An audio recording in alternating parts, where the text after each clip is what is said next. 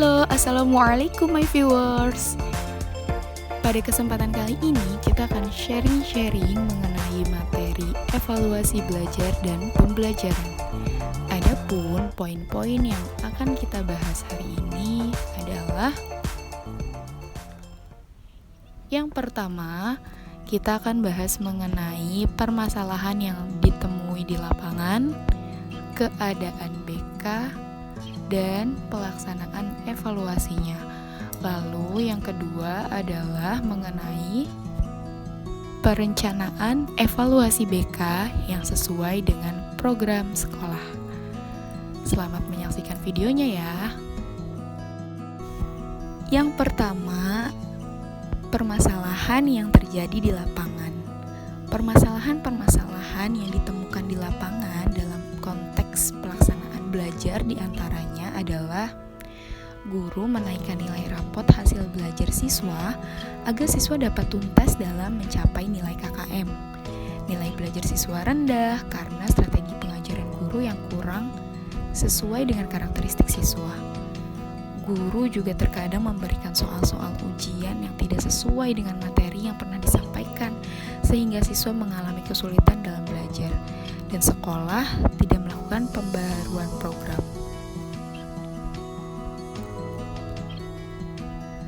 Selanjutnya adalah permasalahan-permasalahan yang ditemukan dalam pelaksanaan layanan BK.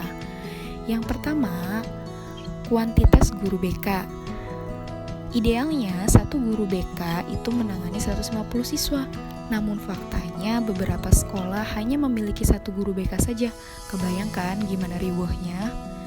Lalu yang selanjutnya adalah ketersediaan jam BK. Meskipun secara dasar hukum BK sudah diakui, namun di beberapa sekolah masih ada guru BK yang tidak mendapatkan jam mengajar. Lalu dari segi kualitas, tidak jarang guru BK yang mengalami kurangnya wawasan dan pengetahuan, terutama tentang pentingnya pelaksanaan evaluasi pelaksanaan layanan BK di sekolah. Nah, jadi buat kita para calon guru BK, yuk kita terus upgrade pengetahuan dan wawasan kita. Lalu ada permasalahan mengenai sarana dan prasarana dan masalah komunikasi antara guru BK dengan guru mata pelajaran atau wali kelas. Nah, gimana nih viewers? Setelah mendengar permasalahan-permasalahan tersebut, jadi sudah kebayang dong kenapa evaluasi itu sangat penting. Yaps, karena dengan adanya evaluasi kita bisa meminimalisir kemungkinan-kemungkinan permasalahan tersebut terjadi lagi di masa yang akan datang.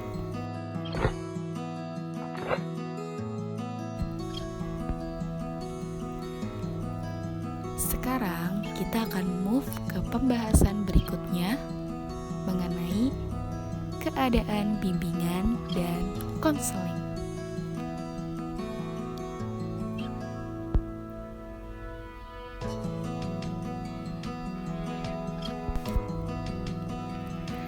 Secara dasar hukum, kedudukan guru bimbingan dan konseling sebenarnya sudah diatur dalam Undang-Undang Nomor 20 Tahun 2003 loh viewers.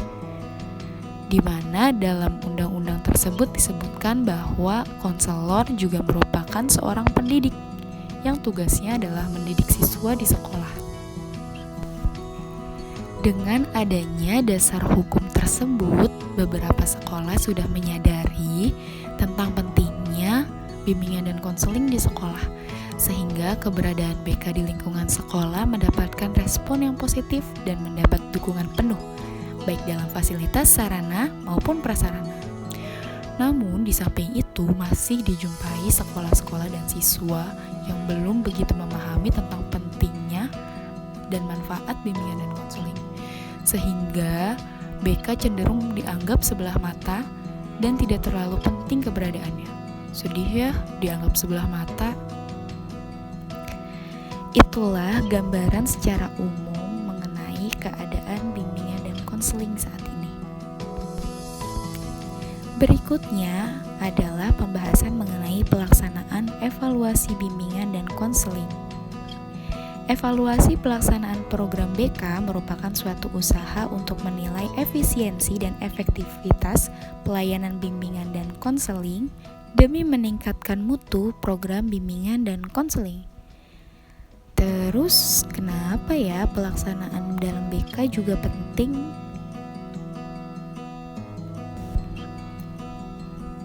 Jawabannya adalah sangat penting, karena dengan adanya evaluasi, seorang guru BK akan mampu menilai sejauh mana pelaksanaan program bimbingan dan konseling itu mencapai tujuan layanan yang telah ditetapkan.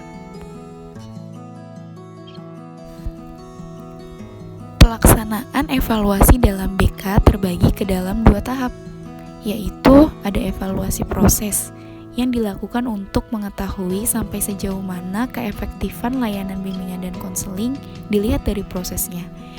Evaluasi proses dapat dilihat melalui penilaian BMB3.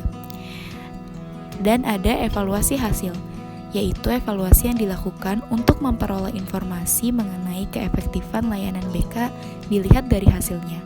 Evaluasi hasil dapat dilihat melalui instrumen-instrumen yang kita berikan setelah memberikan layanan bimbingan dan konseling kepada siswa. Lalu, evaluasi hasil dalam bimbingan dan konseling mencakup 3 tahap. Yang pertama adalah penilaian segera, yaitu LAISEG, penilaian jangka pendek, yaitu LAIJAPEN, dan penilaian jangka panjang, yaitu LAIJAPAN.